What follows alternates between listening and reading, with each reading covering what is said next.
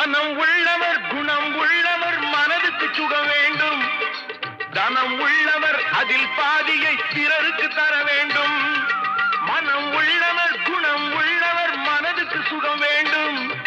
தனம் உள்ளவர் அதில் பாதியை பிறருக்கு